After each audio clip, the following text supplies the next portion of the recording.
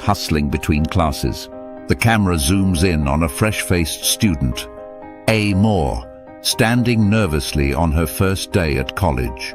College, a fresh start, new faces, new friends, and maybe a few enemies too. Meet Amor, a young woman full of dreams and expectations, stepping into her new life. Little did she know, her first day would set off a chain of events that would teach her a valuable lesson about judgment, hatred, and the unexpected twist of love. Amor, sitting in a classroom, she notices two guys, one sitting confidently with a slightly aloof attitude, and the other friendly, welcoming, and kind. On her first day, Amor met two guys, each seemingly representing a different side of human nature. One was rude, arrogant even, the other humble and polite. What happened next was something she would never have predicted. The rude guy refuses to share a pen with Amor as she asks for help. The humble guy gives his pen to her and lets her fill her forms first. Imagine this. You're in a new place, surrounded by strangers. You need help, and one guy refuses, while the other goes out of his way to assist. The rude guy, let's call him Raoul, and the humble one? That's Arman. Amor feeling offended by Raoul's behavior. Amor felt a strong dislike for Raoul. His arrogance left a bad taste in her mouth. But Arman? He was everything Raoul wasn't. Amor couldn't help but gravitate toward him. Amor and Arman becoming friends, hanging out and studying together. Over time, Arman and Amor became fast friends.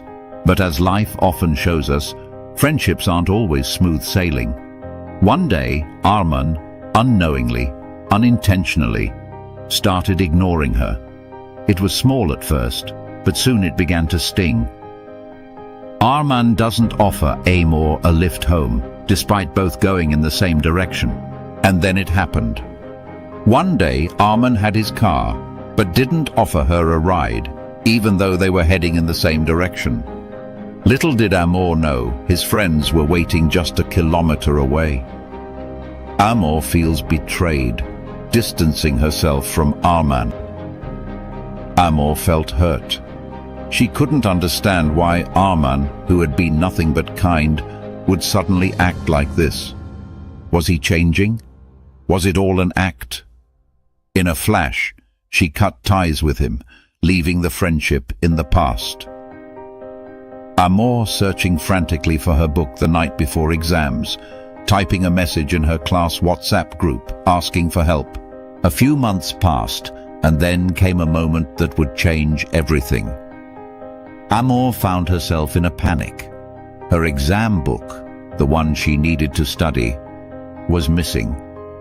In a last-ditch effort, she posted in her class WhatsApp group, hoping someone could help her out. The phone vibrates, and a message from Raoul pops up. To her surprise, it was Raoul, the very same guy she had sworn to avoid. He was the only one who replied. Not only that, but he drove a few kilometers out of his way to deliver the book to her doorstep. Raoul hands over the book with a smile, while Amor stands there, shocked and grateful. Raoul, the one she'd once hated for his arrogance, was now standing at her door, helping her out in her time of need. Amor stood there, staring in disbelief. This wasn't the man she had judged so harshly. Amor, thanks, Raoul. Don't thank me, Raoul said with a grin. If you pass tomorrow, just buy me a cup of tea and some biscuits. And just like that, they both laughed. The walls she had built around herself began to crumble. The two of them laughing over tea with a casual, friendly vibe. They share stories and jokes. From that day forward, Amor and Raoul became the best of friends. All the resentment, all the hate she'd once felt, it vanished. It turned out what seemed like arrogance was simply a mask for something deeper, and what seemed like kindness had its own flaws. Amor and Raoul sitting together, chatting, their friendship stronger than before. Sometimes, the people we dislike the most are the ones who teach us the greatest lessons. Amor learned that first impressions can be deceiving, and that the more you hate, the more you realize just how much you can come to love. Amor looks directly at the camera, smiling. Have you ever experienced something similar? A time when you judged someone harshly, only to find out you were wrong? Share your story in the comments below, and don't forget to like and subscribe for more real-life lessons from the world around us. The camera pans out as Amor and Raul continue their conversation, now comfortable in each other's company, a friendship strengthened by time. Because sometimes the more you hate, the more you love. Until next time, keep learning, keep growing, and keep discovering the unexpected. Rodrigo Duterte, the 16th President of the Philippines, is considered by many of his supporters as a modern patriot and a living hero. Rodrigo Duterte, the 16th President of the Philippines, is considered by many of his supporters as a modern patriot and a living hero. His leadership from 2016 to 2022 was marked by bold decisions, strong policies, and a governance style that prioritized the interests of the Filipino people, often against the pressures of powerful institutions, both domestic and international. War on drugs and public safety. One of Duterte's most controversial yet widely supported initiatives was his war on drugs. Before his presidency, drug-related crimes were rampant, and narco-politics had infiltrated even the highest levels of government. Duterte, who had successfully implemented anti-drug campaigns during his tenure as mayor of Davao City, brought the same approach to the national stage. His aggressive stance significantly reduced crime rates and restored order in many communities, making citizens feel safer in their neighborhoods. While his policies faced criticism from human rights groups, many Filipinos, especially those in lower-income communities affected by drug-related violence, saw him as a hero who was willing to take drastic measures to protect the nation. His war on drugs demonstrated his commitment to the security and well-being of Filipinos, a key characteristic of a modern patriot. Independent foreign policy. Duterte redefined the Philippines' foreign policy, shifting away from over-reliance on the United States and fostering stronger relations with China, Russia, and other countries. He pursued an independent foreign policy, famously declaring that the Philippines would not be dictated to by any foreign power. His approach aimed to diversify the country's alliances and attract investments that would boost the Philippine economy. He secured billions in infrastructure deals from China under his Build, Build, Build program, which modernized roads, bridges, airports, and seaports. By standing up against foreign interference and asserting the Philippines' sovereignty, Duterte solidified his status as a leader who prioritized national interests over external pressures. Infrastructure and economic development. Duterte's Build, Build, Build program was one of the most ambitious infrastructure initiatives in Philippine history. His administration constructed thousands of kilometers of roads, new airports, railways and bridges, improving transportation and creating jobs. These projects strengthened the economy and provided better access to rural areas, boosting regional development. Despite the challenges of the COVID-19 pandemic, Duterte's leadership ensured economic resilience. He implemented social programs, provided financial aid to struggling families, and maintained economic stability, showing his dedication to the Filipino people's welfare. Fight against corruption and oligarchy. Duterte was vocal against corruption and the control of the country's wealth by a few powerful families. He took strong actions against corrupt officials, removing those involved in illicit activities, regardless of their position. His administration went after big businesses and influential figures who had long benefited from unfair government contracts, proving that no one was above the law. He pushed for reforms that made government transactions more transparent and efficient. Programs like Ease of Doing Business reduced red tape, making it easier for ordinary Filipinos to start businesses without the burden of corruption. COVID-19. Response and crisis management. During the pandemic, Duterte faced an unprecedented crisis. While no response was perfect, his government took decisive actions, including early lockdowns, vaccine procurement, and financial assistance programs. His administration worked to ensure that the healthcare system could handle the crisis, showing his dedication to protecting lives during an uncertain time. Conclusion. A modern patriot and hero, Rodrigo Duterte's leadership reflected strong patriotism, prioritizing national security, sovereignty, and economic progress. His fearless approach, though controversial, gained him admiration from millions who saw him as a leader willing to sacrifice his popularity to protect the country's future. Whether one agrees with all his policies or not, Duterte's impact on the Philippines is undeniable, making him a modern patriot and, in the eyes of many, a leader. Imagine a nation so consumed by internal strife that it willingly surrenders its own people and sovereignty to foreign powers.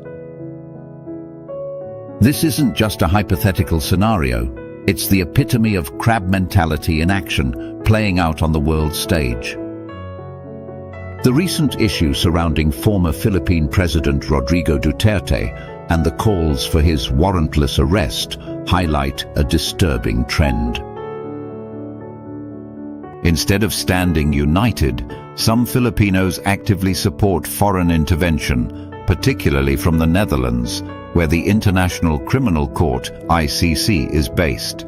This reflects a deep-seated crab mentality, a self-destructive mindset where individuals would rather pull each other down than rise together. By advocating for external forces to dictate the fate of a former leader, the nation risks eroding its sovereignty. Regardless of one's stance on Duterte, handing over control to an international body weakens the country's ability to govern itself. If Filipinos cannot resolve their own issues, does the nation truly have independence, or is it merely a pawn in global politics? Instead of tearing each other down and inviting foreign intervention, Filipinos must address national issues through their own institutions. Strengthening the judicial system and holding leaders accountable internally is the only path to true sovereignty. At its core, this situation isn't just about Duterte. It's a reflection of how a divided nation can easily lose control of its own fate. If Filipinos don't stand together, the world will decide for them. The question is, will history remember this as a victory for justice or a loss of national dignity? Rodrigo Duterte, a modern patriot and living hero, a leader who redefined a nation. Love him or hate him, Rodrigo Duterte reshaped the Philippines with his fearless leadership. To his supporters, he is more than just a former president. He is a modern patriot, a leader who defied powerful institutions to put the Filipino people first. But what made his leadership so impactful? The pillars of Duterte's leadership: war on drugs and public safety. Duterte's controversial yet highly supported war on drugs dramatically reduced crime and restored order in many communities. Despite international criticism, many Filipinos saw him as a hero willing to take drastic measures to protect the nation. Independent foreign policy. By reducing dependence on the United States and strengthening ties with China, Russia, and other nations, Duterte asserted the Philippines' sovereignty. His leadership brought in billions in investments, reshaping the country's global standing. Infrastructure and economic development. History. Dhamma. Build, build, build. Program. was one of the most ambitious infrastructure projects in Philippine history, creating jobs, modernizing transportation, and improving the economy. Even amid the COVID-19 crisis, Duterte ensured economic resilience, fight against corruption and oligarchy. Duterte took a strong stance against corruption, challenging the dominance of powerful elites and pushing for reforms to make government processes more transparent and accessible. COVID-19 response and crisis management. Faced with an unprecedented pandemic, Duterte's administration implemented early lockdowns, secured vaccines, and provided financial aid to struggling families, prioritizing public safety during a global crisis. What do you think? Was Duterte a fearless leader who put the nation first, or was his governance too extreme? His impact is undeniable, but the debate continues. Where do you stand? Reveal a legacy that sparks debate. Rodrigo Duterte's leadership was bold, unyielding, and for many, heroic. Whether celebrated or criticized, he remains one of the most influential figures in Philippine history, an enduring symbol of modern patriotism.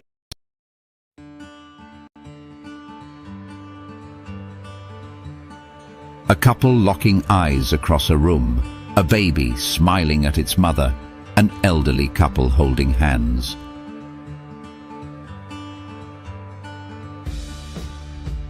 What if I told you that love, this powerful, life-changing feeling, is just a chemical reaction in your brain? That the butterflies in your stomach, the racing heart, and even the heartbreak can all be explained by science. But here's the real mystery. If love is just biology, why does it feel so magical? Why do we long for it, fight for it, and sometimes even lose ourselves in it? Stay with me, because what you're about to learn might just change the way you see love forever.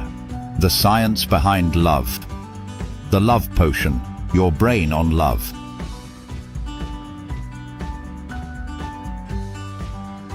Love is, quite literally, a drug. When you fall for someone, your brain releases a chemical cocktail that alters your mood and behavior. Dopamine, the pleasure chemical that makes love feel addictive. Oxytocin, the bonding hormone released during hugs, kisses, and intimacy. Serotonin, the reason you can't stop thinking about someone, it's linked to obsession. In fact, brain scans show that love activates the same areas as cocaine addiction. No wonder love can be exhilarating, and sometimes painful. The science of attraction, why we fall for certain people.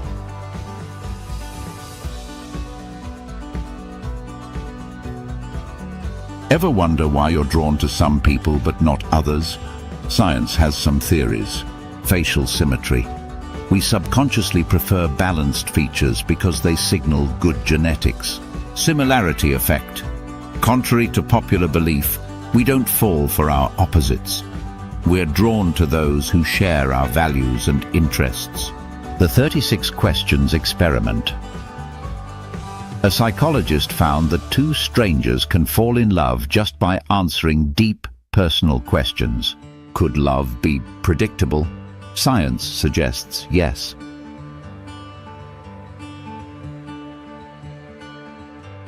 The Love Timeline, how love evolves. Love isn't a single moment. It's a journey, and scientists say it happens in 3 phases. Lust, fueled by hormones like testosterone and estrogen. Attraction, dopamine kicks in, making love feel like a thrilling roller coaster. Attachment, oxytocin and vasopressin help create deep, lasting bonds. This is why the honeymoon phase fades, but real love, that's something deeper.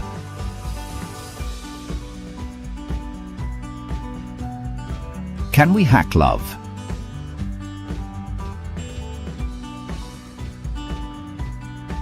If love is all about brain chemistry, can we hack it? The answer is yes. Increase oxytocin. Simple acts like hugging for 20 seconds, holding hands, and making eye contact boost bonding. Keep dopamine alive. Novel experiences, like traveling together, keep the excitement going. Communicate effectively. Studies show couples who express gratitude and listen actively have stronger relationships. Love isn't just about finding the right person, it's about creating the right connection.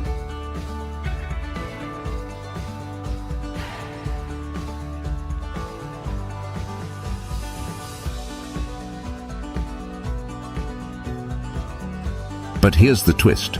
Love isn't just about romance. The same chemicals that bond us to a partner also connect us to friends, family, and even pets. So maybe love isn't just a feeling or a science, it's the very thing that makes us human. Love isn't just something we fall into, it's something we create, nurture, and choose every single day.